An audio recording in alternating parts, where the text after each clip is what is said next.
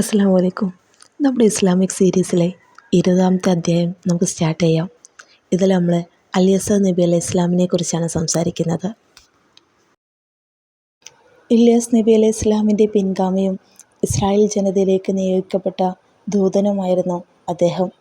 വിശുദ്ധ ഖുർആനിൽ 2 ഇടങ്ങളിൽ മാത്രമാണ് അദ്ദേഹത്തെക്കുറിച്ച് പരാമർശിക്കപ്പെടുന്നത്. സൂറത്ത് സ്വാദിലും സൂറത്തുൽ അൻആമിലും. ചില ചരിത്ര ഗ്രന്ഥങ്ങളിൽ നമുക്ക് ഇപ്രകാരം കാണാം: ഇല്യാസ് നബി അലൈഹി ഇസ്ലാമിൻ്റെ പിതൃവ്യനായ അക്തൂബിൻ്റെ പുത്രനാണ് അലിയസർ നബി അലൈഹി ഇസ്ലാം. ഇല്യാസ് നബിയുടെ കൂടെ വളർന്ന അലിയസർ നബി അദ്ദേഹത്തിൻ്റെ മരണശേഷം ദൈവദൂതനായി. ഷാമിലെ പട്ടണമായ ബാനിയാസിലേക്കായിരുന്നു നിയോഗം. ഏകാധിപതികളായ നാടുവാഴികൾ ദൈവദൂതന്മാരെ കൊലപ്പെടുത്തുകയും തിന്മകളിൽ ആറാടുകയും ചെയ്യുന്ന കാലമായിരുന്നു അത്. അലിയസർ നബി അലൈഹി ഇസ്ലാം സമൂഹത്തെ അള്ളാഹുവിലേക്ക് ക്ഷണിച്ചു. എന്നാൽ അവർ ക്ഷണം നിരസിക്കുകയായിരുന്നു ചെയ്തിരുന്നത്.